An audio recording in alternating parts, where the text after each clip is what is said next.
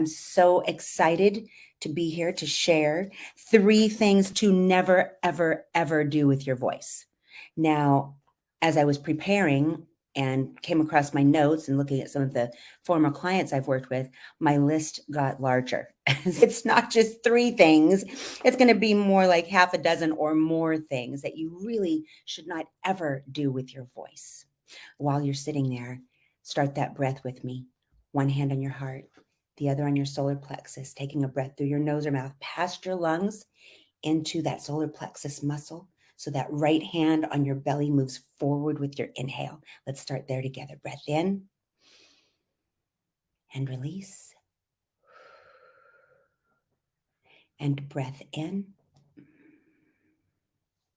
and release. Beautiful. So getting grounded. I am Sloan Reale, vocal coaching by Sloan. So today, 3 things to never do with your voice. And here's the bonus, what to do instead. If you struggle with any vocal challenges, I'm going to be talking about vocal fry. If you lose your voice, if you find that you are vocally fatigued, if your voice is literally tired at the end of a work day or the end of a week, or if maybe you've attended an event, a sporting event or a concert, and you've come home with laryngitis. If you struggle with anything like this, I hope to cover some of this today. But my question for you is, if there's some chronic or acute issue that you're dealing with your voice on a regular basis, what would it feel like for you to eliminate whatever the vocal challenge is that's happening for you? Think about that for a second. If you're watching this and you struggle with anything with regards to your voice, maybe it's just your confidence level around your voice. Maybe when you hear the tonal quality or your voice on a recording, it's a cringe moment for you, right? How would it feel to be able to hear your voice and not do that, right? What would that feel like? How would it feel to go into a meeting or maybe a difficult conversation, whatever it is that you got to go use your voice and be on as an authority? How would it feel to go in to these places, these meetings, these gatherings, important sessions with people that you work or you know or you love, with confidence that your voice is going to show up and support you the way you want it to, right? Today's session, it's awesome stuff, and so much more to come from. So first issue I want to address. Now, it's not really a vocal thing, but it affects your vocal cords. Coughing. The number one thing you should never, ever do, like at all costs, avoid it, is coughing. Coughing is traumatic to all of the muscles in your throat, but it's also a traumatic aspiration of air. And it's also your vocal cords coming together literally in a harsh and tense and traumatic way. Right? I don't even want to pretend to do that, but there's all kinds of other muscles related. What you should try instead, and here, Katie Power, I'm giving you a plug if you happen to see this. Katie Power, this is an awesome resource, people. Never Lose Your Voice Again by Katie Power. This is something I picked up earlier this year. I found it very useful. What I really found helpful, thank you, Katie, you confirmed so many things that I had already been doing or I had intuitively discovered with my own voice clients. She's got some great stuff in here. You can pick that up on Amazon. She's got all kinds of great things available. But the chapter here, what she says about, and this is where I learned about silent clearing. But essentially what it is if you feel the urge to cough, what Katie suggests that you do, I cannot find it. What she suggests that you do is, first of all, being aware, being mindful that you're feeling that tickle in your throat. Now, first of all, before you even get to that point, if you are feeling a tickle in your throat, if you are dehydrated, and Katie and I both agree on this, water is your best friend. Clear, clean. You want to avoid caffeine, dairy, anything that dehydrates the vocal cords, smoke, vape pens, certain medications. None of that stuff is good for your voice. And if you are having a tickle you don't usually have, or if you've been sick, I know we've had a lot of illness going around right now, you want to avoid from having to cough in the first place. So staying hydrated, throat lozenges, all kinds of great things on the market, non-medication, all natural, soothing, coating type for the throat. If you do feel that urge coming, what she suggests is stop, close your mouth, and swallow. So the hardest part of that is if you've been sick and there's this chronic constant cough, you want to stay ahead of that before you go into the coughing fit. Your three best friends, staying hydrated, using the lozenges, and when you feel a cough coming on, stop as best as you can because it's a reflex, and close your mouth and mindfully, in tune with your body, swallow. You're creating more lubricant in that case. And 9 times out of 10, you're going to stop a cough, which just isn't good for your voice anyway. Try that instead. Screaming. Oh my gosh. Now I know that there's healthy fun screaming when you're at an athletic event or a sporting event or a concert. And then there's the not so healthy. And I've confessed years ago when I was raising kids, there were some times that I really lost my stuff. And literally, I will not exaggerate. This was probably a decade ago. I'm happy to say I do not use my voice that way. But the confession is, I can't remember even what it was or which kid it was or what even happened. But something happened with one of my kids that threw me over the top. I completely lost it. I was in a screaming fit. I can't even tell you what it was about. I'm embarrassed. I'm confessing this to you even in public. But the point is, I screamed so loud and so harsh from my throat, not from my solar plexus where I teach my clients. If you're doing that death metal type of rock, I've definitely worked with those types of clients, but there's a correct way to do that.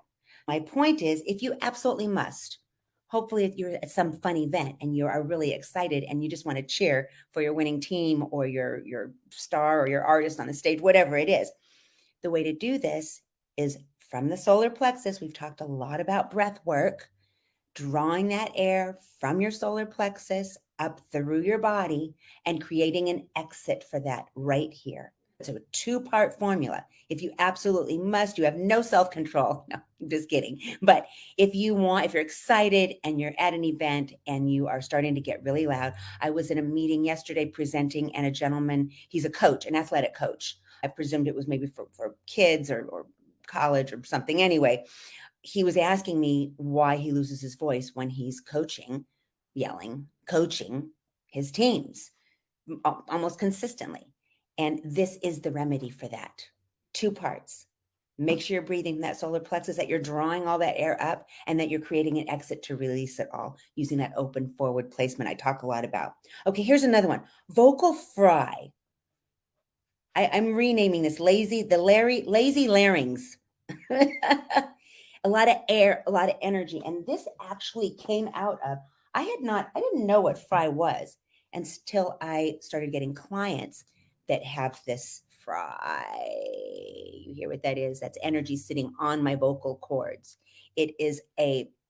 I believe it's something that came out of a couple of generations ago. What it literally is physically in the body is it's laziness. It's laziness sitting there in the vocal cords. It's energy sitting in the vocal cords that needs to move out of the body. If you are a young adult entering the professional arena and you think you have this, it is really important. If you're on job interviews, for example, let's say it's you and another person completely qualified, same credentials, same education, same background, same experience, everything across the board, completely even, but you have fry at the end of anything that you're speaking and the other competitor for the same position does not. Who do you think is going to get hired for that position? Not the person with the fry. So if you think you have fry, and you'll know, I'm exaggerating it when I speak like this, but if you have any of that going on in your voice, I'm going to tell you how to clean it up in just a second. But before, it's also known as the squeaky hinge. Roger Love calls it the squeaky hinge. And it's very air. There's no melody. It's energy sitting there. And the way we fix it is the same way you scream. or sing a big ballad. It's connecting to that breath from the soul. It's an air problem. So you're not getting enough air moving through your vocal cords combined with, oh my goodness, I'm coming back again, open forward placement. What are you doing up here, right? For example, would be, let's see. Oh goodness, what did I do yet? Oh, say, can you see? Oh, say, can you see? I used this in a presentation yesterday. If you were doing this with Fry, oh, say, can you see? It's very subtle. I'll try to exaggerate it. Oh, say, can you see? I sound like I've smoked like 100 packs of cigarettes or something. Anyway, it's hard for me to demonstrate it because my voice is so trained to do things correctly. It's hard for me to do them incorrectly anymore. But you will know if you have this thing. Practice taking a little deeper breath. Instead of holding long phrases or sentences, cut them up into smaller pieces. Cut them up, breath, into smaller pieces. Oh, say, can you? No, I would break that up differently. Oh, say, can you see? So air, energy, shorter, we call it in the music, staccato, individual little phrases versus, oh, say, can you see? And again, I'm super exaggerating that. Other things that well, let me make sure that I've covered everything there first. So no coughing. Try the silent swallow instead. No screaming. If you absolutely must scream from your solar plexus, using open forward to move all that energy out of your body. Vocal fry. If you have that, first of all, it's also not good for your vocal cords. It wears them out like sneakers. You don't want to be ever doing anything from your throat in the first place. If you have that, clear that up using air, energy, open forward. A few other things you should not be doing with your voice. I mean, this could be costing you. It could be costing you in certain relationships. It could be costing you getting a promotion at work. There's any number of ways. I've had a number of clients that have come to me with stuttering. What is fascinating about stuttering is that it's a different part of the brain. When we're singing, I have clients that have come for stuttering issues. We can sing complete songs from beginning to end without a single stutter.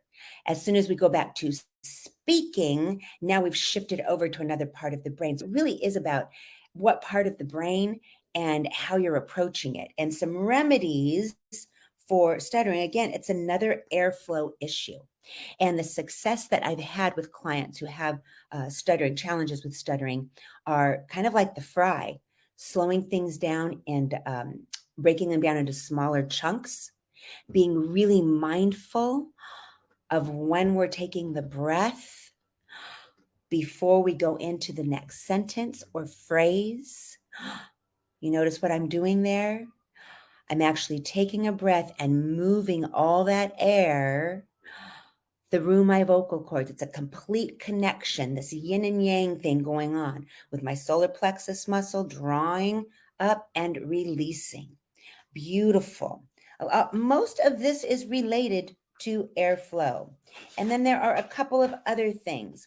We've talked about vocal cord dysfunction. I spent a whole chapter over the summer at some point. How to fix this? Again, it's about breathing, and vocal cord dysfunction mimics asthma. So you're going to grab your breath and you can't get the air. It's not asthma, but it is very often misdiagnosed as being asthma. So again, connecting mental brain to what your physical body is doing, being very conscious of how you're breathing and how you're exhaling, right? Using open forward placement to release, we're creating an exit to let that energy go.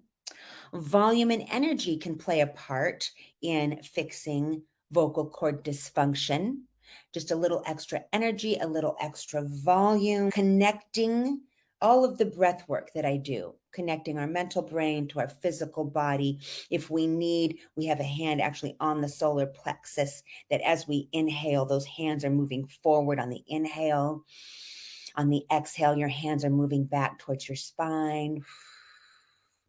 And fillers is the last one here. Fillers are all your ums, your ohs. You've seen me do mm, do this way more than I like to. I think what happens with me to my ums and uhs, but I do want to be a good model. I want to practice and demonstrate great, positive, healthy ways to use your voice.